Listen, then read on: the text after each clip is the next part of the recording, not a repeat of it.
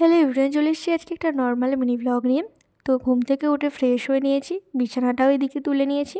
আজ হলো বৃহস্পতিবার। আমি মনে করি বৃহস্পতিবার মানে প্রতিটা বাড়ির বউদেরই একটু চাপ থাকে।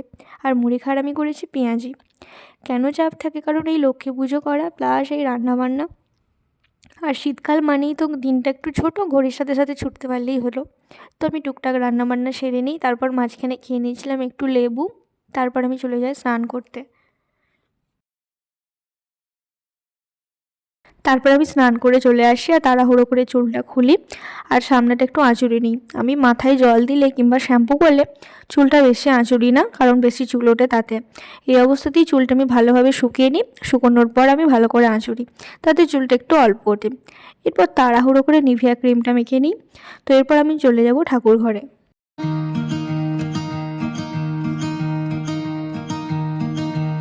তো আমার লক্ষ্মী পুজো হয়ে গেছে। তারপর আমি বারান্দায় বসে থাকি রোদটাতে একটু চুলটা শুকোবো বলে। তারপর পরছিলাম আলতা। প্রতি বৃহস্পতিবারই আলতাটা পরে থাকি। আর বাড়িতে দুটো নারকেল অনেক দিন থেকেই ছিল, বরকে বললাম ভেঙে দিতে। তারপর নারকেলগুলো কুড়ে নিয়েছিলাম, তো আমি এখন নারকেল নাড়ু চাপিয়ে দিয়েছি। আজকের এই মিনি ব্লগটা এই অবধি। যদি মিনি ব্লগটা ভালো লেগে থাকে তাহলে অবশ্যই এটা লাইক করে দিও। আজকের মতো টাটা, দেখা হবে নেক্সট ভিডিওতে।